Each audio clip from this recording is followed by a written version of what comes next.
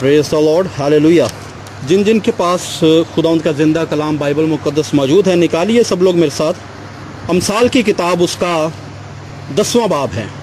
पुराने अहदनामा में से अमसाल उसका 10वां बाब और उसकी 4थी आयत। एक ही आयत पर हम गौर करेंगे आज के दिन में। बगौर सुनिएगा प्लीज़। खुदावंद के ज़िंदा कलाम में लिखा है, जो ढीले हाथ से काम करता है कंगाल हो जाता है, लेकिन मेहनती का हाथ दौलतमंद बना देता है। लेकिन मेहनती का हाथ दौलतमंद बना देता है। फिर से सुनिए बगौर। अमसाल की किताब उसका 10वां बाब उसकी 4थी आयत है, जो ढीले हाथ से काम करता है कंगाल हो जाता है, लेकिन मेहनती का हाथ दौलतमंद बना देता है। खुदावंद के कलाम मुक़द्दस के पढ़े और सुने जाने पर खुदावंद की बरकत हो। आमीन। मेहनती का हाथ उसे दौलतमंद बना देता है। जिस बात पर आज हम गौर करेंगे वो है मेहनती का हाथ। क्या है जी? मेहनती का हाथ। हाथ बहुत सारे होते हैं, लेकिन बीच में मेहनती हाथ कम होते हैं। हम उस हाथ पर आज गौर करेंगे। मेहनती का हाथ उसे दौलतमंद बना देता है। एक तस्वीर आपके सामने रखूंगा, एक इमेज है, एक स्केच है। अगर मौजूदा हालात में, मौजूदा जमाने में आपको एक चार्ट पेपर दे दिया जाए, किसी भी शख्स को उसे कहा जाए कि जनाब एक मेहनती की तस्वीर बनाएं, ड्रॉ करें, स्केच, मेहनती इंसान का स्केच ड्रॉ करें, तो मैं ये समझता हूं कि 100 में से 90%, 100 में से 90 लोग ऐसे होंगे जो एक मेहनती इंसान बनाएंगे। वो मेहनती कैसा होगा? एक मजदूर की तस्वीर बना देंगे। उसके हाथ में कई होगी, बेलचा हो सकता है, या उसकी दाढ़ी बड़ी होगी, मिट्टी का टोकरा उसके सर पे हो सकता है, या सीमेंट की बोरी उसने उठाई है, या बजरी का टोकरा सर पे उठाया है। उनको कहा गया मेहनती की तस्वीर बनाएं। उन्होंने मेहनती की तस्वीर ड्रॉ कर दी। मेहनत करने वाला इंसान, शायद उसके जूते टूटे हुए हैं, उसके कपड़े फटे हुए हैं, वो ईंटें लेकर सीढ़ियां चढ़ रहा है।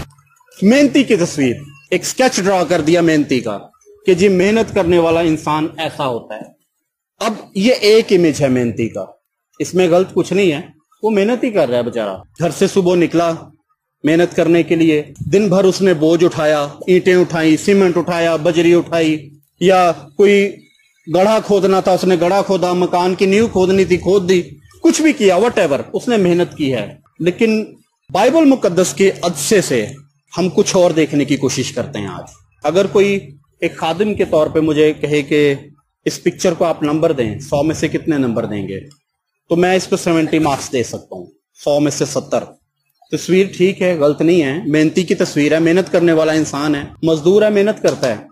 शाम हुई, उसने अपनी उजरत ली अपने मालिक से, 1000, 800, 2000, जितना भी डिसाइड हुआ, मालिक ने उसे दे दिया, वो चला गया। अब एक तस्वीर और है जो दूसरी तस्वीर है, बाइबल मुकद्दस की रोशनी में हम देखते हैं। मेहनती की तस्वीर हम देखने लगे। अब एक तस्वीर हम सबने ड्रॉ की अपने माइंड में, अपने तखय्युलात में, या चार्ट पेपर पे। अब एक तस्वीर और है, बाइबल के हिस्से से देखेंगे हम। एक छोटा बच्चा है जिसकी उम्र 12 साल है, 13 साल है, या 14 साल है। वो रोजाना अपने घर से निकलता है, उसके हाथ में एक बैग है, उसमें जूते पॉलिश करने वाला एक ब्रश है, कोई ब्लैक और ब्राउन पॉलिश है उसके अंदर, जूते सीने के कुछ औजार हैं। वो अपने घर से निकलता है सुबह, हर रोज जाता है, दिन भर मेहनत करता है, लोगों के जूते पॉलिश करता है, लोगों के जूते सीता है टूटे हुए, मुरम्मत करता है जूतों की। और जब शाम होती है तो वो 13-14 साल का बच्चा दिन भर मेहनत करने के बाद अपने घर आता है। बाइबल मुकद्दस की रोशनी में देख रहे हैं हम मेहनती कैसा होता है। वो क्या करता है, जब वो घर वापस आता है 400 रुपया लेकर, तो सबसे पहला काम करता है, उसको काउंट करता है, देखता है कि आज मैंने इतना कमाया।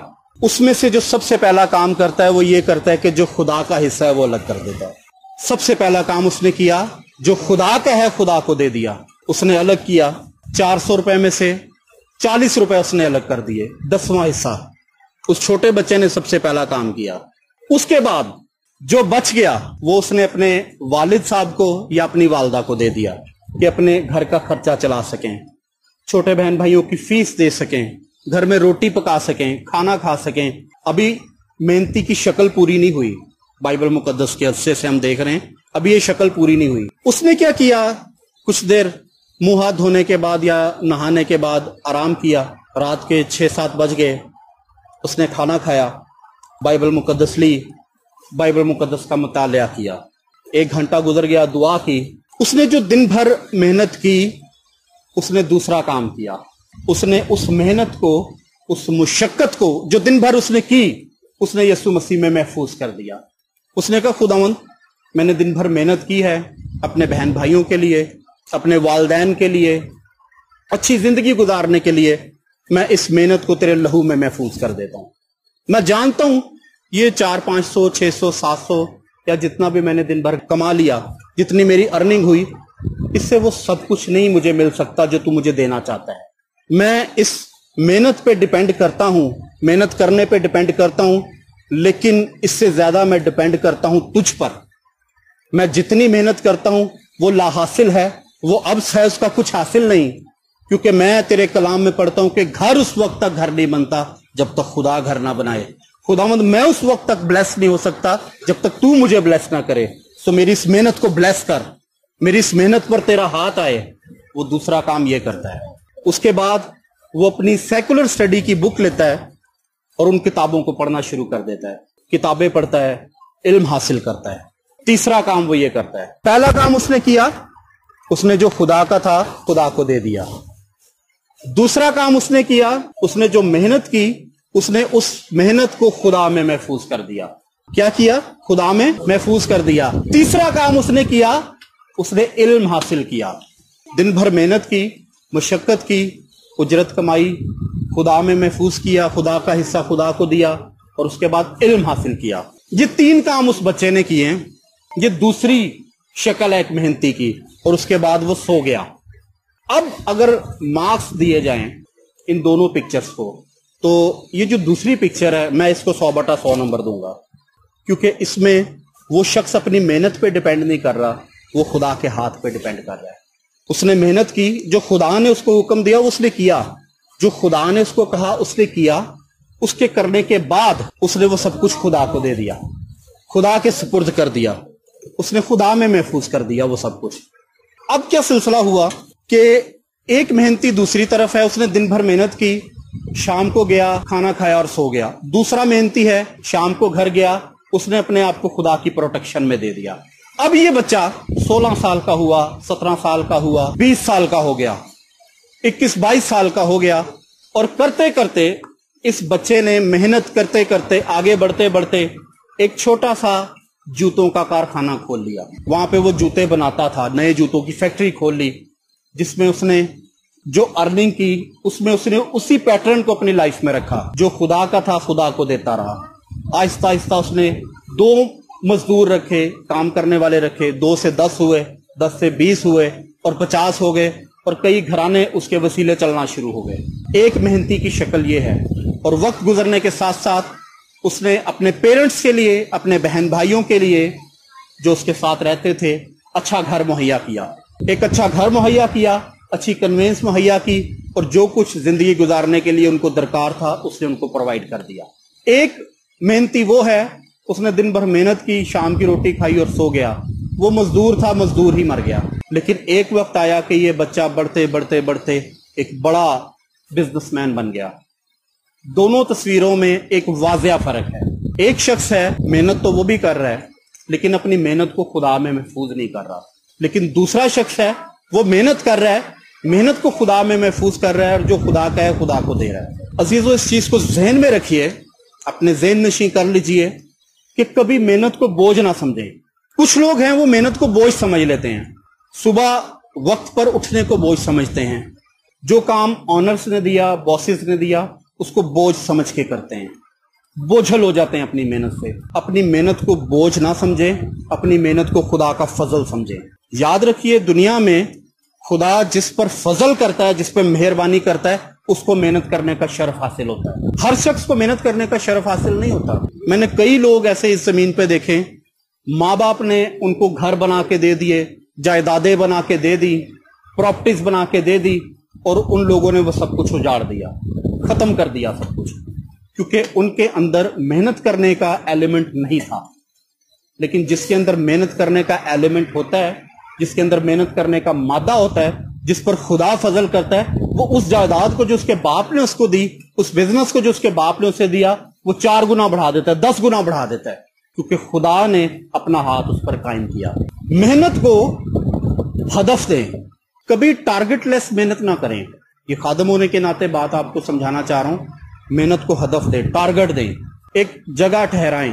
اب ایک آدمی اگر گھر سے نکلے, وہ کہے آج میری دوڑ ہے, میں نے دوڑ میں حصہ لیا ہے, یا آج کے دن میں بھاگوں گا, لیکن وہ اس نے اس دوڑ کو ٹارگٹ نہیں دیا. وہ کتنا بھاگے گا, کہاں پہ جا کے اس کی دوڑ جو ہے وہ ختم ہوگی. اس کے پاس ٹارگٹ کوئی نہیں ہے. وہ گھر سے نکلا, جی آج میری دوڑ ہے, آج میں جیت جاؤں گا. اگر اس کے پاس ٹارگٹ ہی کوئی نہیں ہے تو وہ کتنا بھاگ لے گا, بے ٹھکانہ بھاگتا رہے گا, آخر کو وہ گر جائے گا. لیکن اگر اس کے پاس ٹارگٹ ہو کہ جناب آج میری دوڑ ہے, میں نے 100 کلومیٹر بھاگنا ہے, یا 50 کلومیٹر, یا 10 کلومیٹر, یا 100 میٹر, جتنا بھی اس نے ہدف ٹھہرایا, میں نے 100 میٹر بھاگ کے رکنا ہے, 500 میٹر بھاگ کے رکنا ہے. اس نے اس کو ہدف دیا اور اس پہ جا کر وہ رکے گا, تب وہ کہے گا میں سکسیسفل ہوں. وہ 400 میٹر پہ بھی گر جائے گا تب بھی سکسیسفل نہیں, وہ 300 پہ بھی گر جائے گا تب بھی سکسیسفل نہیں. 500 کا ہدف ہے, 500 میٹر کا, وہ 499 پہ بھی گر جائے گا تب بھی سکسیسفل نہیں. لیکن جو ہی وہ 500 میٹر پورے کرے گا تب وہ سکسیسفل ہوگا. اپنی محنت کو ہدف دیں, ٹارگٹ ٹھہرائیں کہ میں نے اتنی محنت کرنی ہے, محنت کرنے کے بعد خدا سے اجر کلیم کرنا ہے. کئی دفعہ ایسا ہوتا ہے کہ لوگ محنت کرتے ہیں اور ان کو اجر نہیں ملتا, وہ مایوس ہو جاتے ہیں, وہ مایوس ہو جاتے ہیں, دل برداشتہ ہو جاتے ہیں. وہ کہتے ہیں کہ شاید ہماری یہ محنت لا حاصل ہے, ہماری اس محنت کا حاصل کچھ نہیں تھا.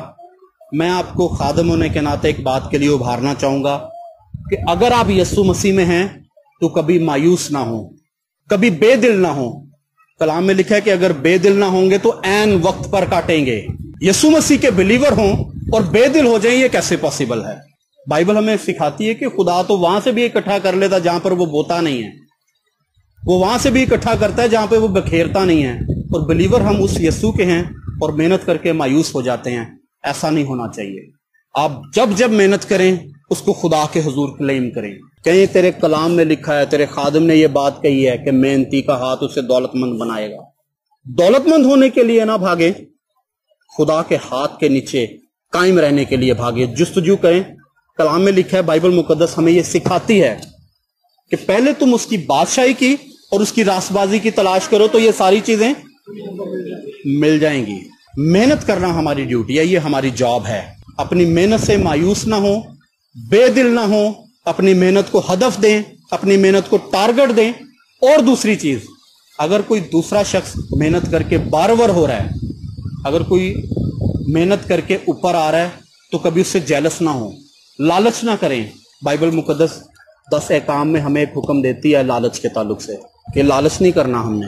اگر کوئی شخص محنت کر کے اوپر آ رہا ہے تو خدا کی شکر گزاری کریں کہ خداوند تو نے اس کو سرفراز کیا, نہ کہ اس کی محنت سے لالچ کریں, کوڑیں کہ جی لگتا ہے یہ 2 نمبر ہی کرتا ہے, جھوٹے بلیم کرنا شروع کر دیتے ہیں, یہ 2 نمبر ہی کرتا ہے اپنی جاب میں, یہ غلط کام کرتا ہوگا, ہمارے سے تو آج تک کبھی 2 مرلے کا گھر نہیں بنا, اس نے بنا لیا ہے, ہم تو کبھی یہ کر ہی نہیں سکے.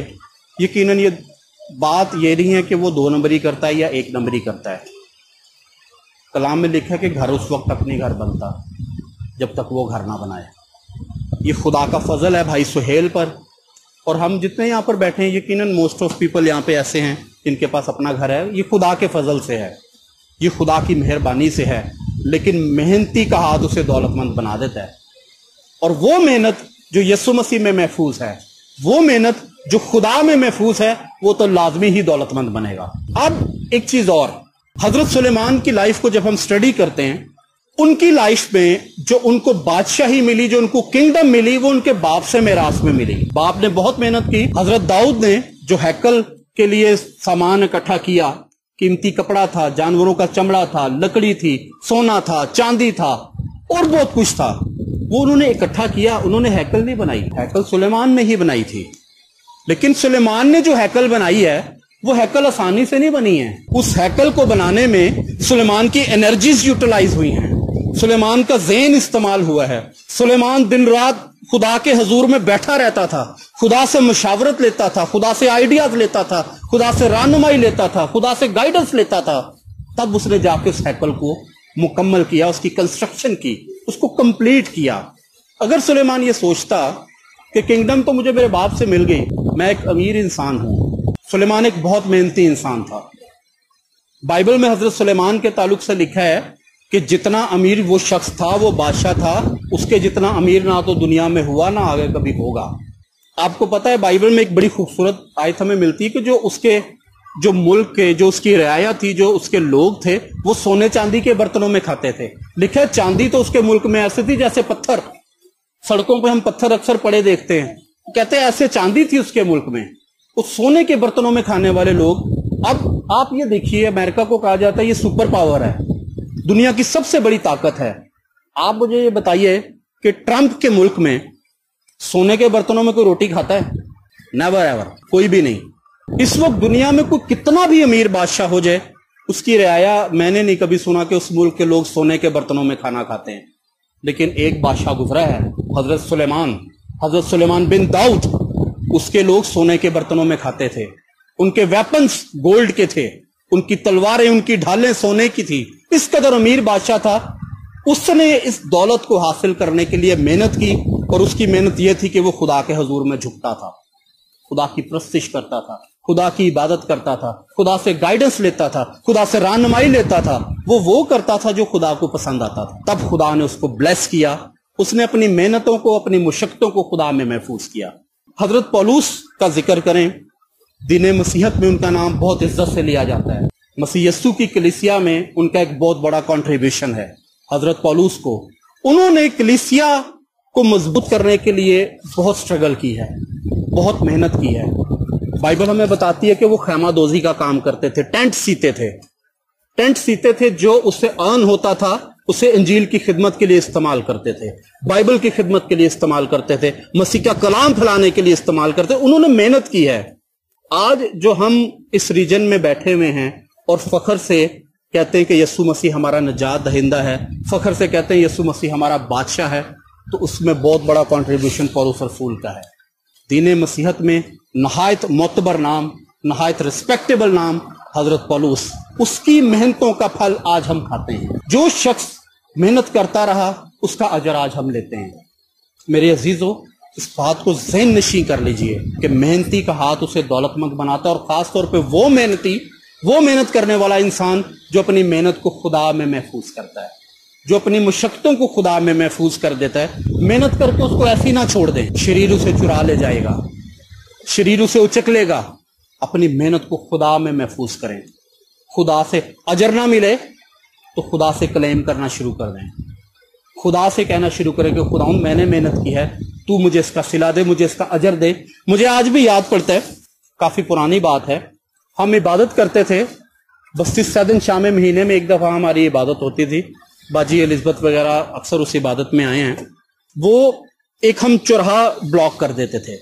اس چوراہے میں سٹیج لگتا تھا چوک میں, وہ چاروں طرف سے بند تھا, صرف ایک سائڈ سے اس کی انٹرنس اوپن ہوتی تھی. تو وہاں پہ سینکڑوں لوگ آتے تھے خدا ان کا کلام سننے کے لیے. ایک دن کیا ہوا, اور اس عبادت کے اہتمام کے لیے ہم سب بہت محنت کرتے تھے. شہزاد صاحب, میں تھا, جسٹن صاحب, ہم سب مل کے اس عبادت کو آرگنائز کرتے تھے. تو ایک دفعہ کیا ہوا کہ اس عبادت کا دن تھا, ایک طوفانی بارش ہوئی. جب طوفانی بارش ہو گئی وہاں پہ, تو مجھے پاسٹر جسٹن صاحب کی کال آئی. جسٹن صاحب نے مجھے کہا, اس نے کہا بیٹا ادھر جا, بارش کافی زیادہ ہوئی ہے, تو جا کے ذرا چیک کر کیا سچویشن ہے. عبادت شام کو 7 بجے ہے, 3 بجے مجھے ان کی کال آئی. میں نے آفس سے چھٹی لی اور میں چلا گیا. اور جب میں ادھر پہنچا, میں نے جا کے دیکھا تو اس گلی میں تقریباً میرے گھٹنوں سے تھوڑا نیچا پانی کھڑا ہوا تھا. لائٹ جا چکی تھی, بجلی تھی نہیں وہاں پہ. تو میں نے خداوند سے کہا, میں نے کہا خداوند یہی تو وہ دن ہے جس کے لیے ہم مہینہ بھر تیرے حضور عبادت کرتے ہیں, تیری منت کرتے ہیں کہ خداوند اس دن تو اپنا جلال ظاہر کرنا. لیکن آج تو اس قدر بارش ہو گئی ہے, ہم عبادت کدھر کریں گے, ہم تیری پرستش کدھر کریں گے, ہم تیرا کلام کدھر سنائیں گے. یہاں پہ تو بہت سارے لوگ ایسے آتے ہیں جن کی دل کی مرادیں پوری ہوتی ہیں, تیرا کلام سنتے ہیں, ان کو برکت ملتی ہے, لوگوں کے بندھن کھلتے ہیں, لوگوں کے جوئے کھلتے ہیں. ہم آج یہ کلام کدھر سنائیں گے؟ خدا میرے ساتھ ہم کلام ہوا. خدا نے کہا بیٹا ادھر ہی سناؤ گے. میرے اندر اس بات کی جرت نہیں تھی کہ میں خدا سے پوچھتا کیسے. میں نے کہا خداوند تو نے کہا ادھر سنائیں گے تو پھر ادھر ہی سنائیں گے. اب جو کام میرا تھا, جو میری ڈیوٹی تھی کرنے کے لیے, جس کے لیے مجھے پاسٹر صاحب نے بھیجا, میں نے کیا کیا کہ ہمارے شہزاد صاحب کا ایک بیٹھک تھی, شہزاد صاحب نے لی ہوئی, جو ابھی بھی ہمارے پاس ہے. وہاں پہ اکثر ہمارے کپڑے پڑے ہوتے تھے. میں ادھر گیا اور میں نے جینس کی پینٹ پہنی, آفس کے کپڑے اتارے, میں نے جینس کی پینٹ پہنی اور ٹی شرٹ پہن کے میں آ گیا.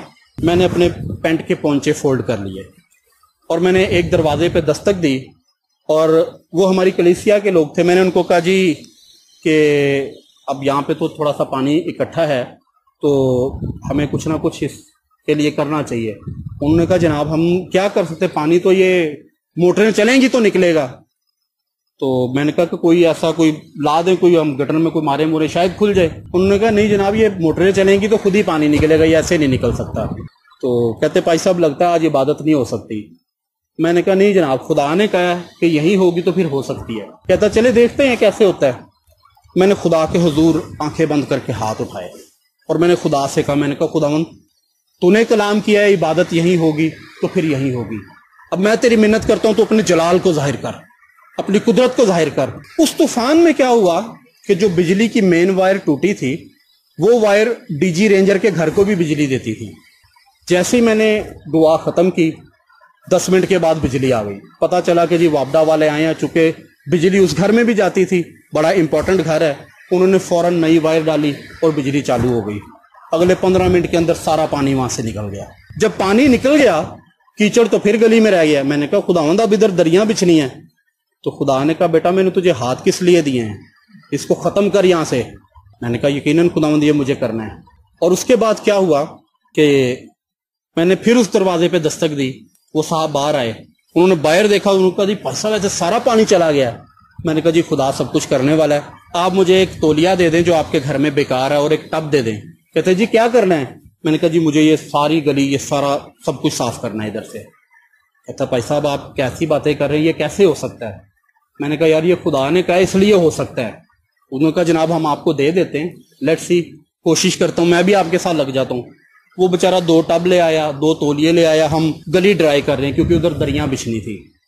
ایک آدمی اور آیا, ان کا پیسہ بہ تسی کلے ہی لگے ہو, چلو میں بھی تواڈے نال لگ جانا. وہ بھی گھر سے تولیا اور ٹب لے آیا. ایک بھائی اور آ گیا, کرتے کرتے 15-16 لوگ ہمارے ساتھ لگ گئے وہاں پر. 15-16 لوگ جب وہاں پہ ہمارے ساتھ لگ گئے اور گنتی کے 22-25 منٹ لگے, آدھا گھنٹہ لگا, وہ ساری گلی ڈرائی ہو گئی. تھوڑی دیر کے بعد پھر پاسٹر جسٹن صاحب کی کال آئی. کہتا ہاں بیٹے کیا سٹیٹس ہے. میں نے کہا جی سب کچھ کلیئر ہے, بس اب ٹینٹ والے کو کال کر دو, وہ آ کے دریاں بچھا دے, تمبو کنات لگا دے.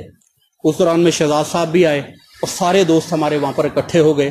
دریاں بچھ گئی, ٹینٹ لگ گئی, کناتیں لگ گئی اور پورے 7 بجے عبادت شروع ہوئی.